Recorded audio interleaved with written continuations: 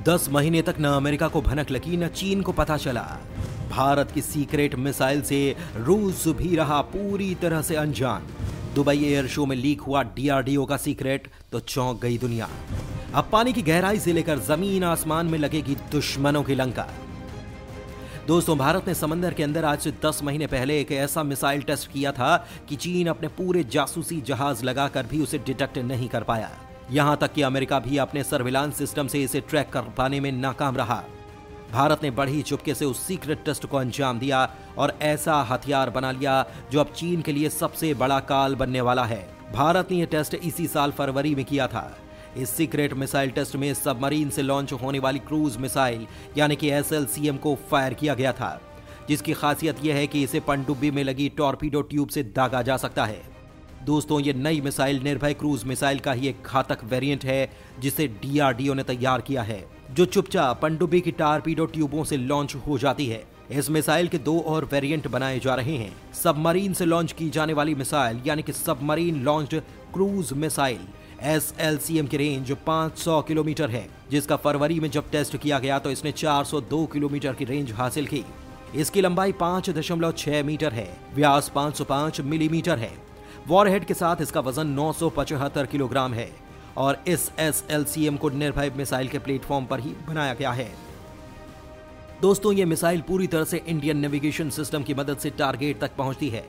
साथ ही इस मिसाइल के 2 वेरिएंट होंगे। पहला जमीन पर हमला करने वाली क्रूज मिसाइल वेरिएंट और दूसरा anti ship cruise missile variant. ये मिसाइल मिड कोर्स नेविगेशन के लिए इंटरनल नेविगेशन सिस्टम और ग्लोबल पोजीशनिंग सिस्टम यानी कि GPS को यूज करती है। साथ ही गाइडेंस के लिए इसमें रेडियो फ्रीक्वेंसी रडार लगा है। इसमें लगे RF सीकर बहुत ही एडवांस हैं। SLCM के 2 और वेरिएंट मौजूद हैं, लैंड अटैक क्रूज मिसाइल यानी कि LACM और एंटी शिप क्रूज मिसाइल यानी कि ASCM।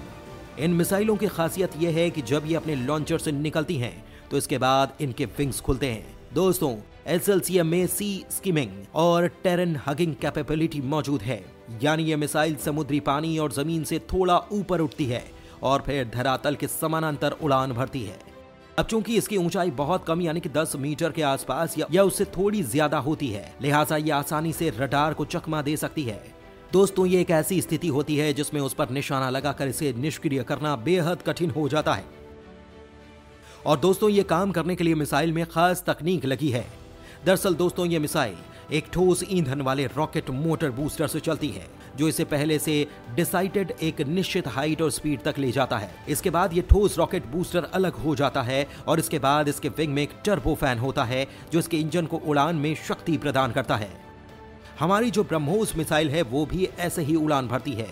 ऊपर से उसकी स्पीड इतनी ज्यादा होती है कि दुश्मन को संभलने का मौका तक नहीं मिलता। अब दोस्तों, ये जो नई SLCM बनाई गई है, ये निर्भय मिसाइल के प्लेटफॉर्म का इस्तेमाल करके तैयार की गई है।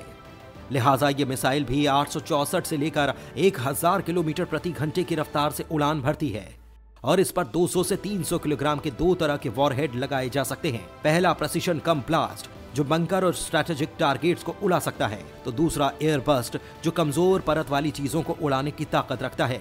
दोस्तों, SLCM को कलावारी क्लास, सिंधु घोष और प्रोजेक्ट 75I क्लास सबमरीन में तैनात किया जाएगा। भारत सरकार तीनों सेनाओं के लिए काफी ज्यादा संख्या में निर्भय क्रूज मिसाइल शामिल करने वाली है। निर्भय मिसाइल की 1000 किलोमीटर से ज्यादा रेंज है। ये भारी है। इसका वजन करीब 1450 किलोग्राम है।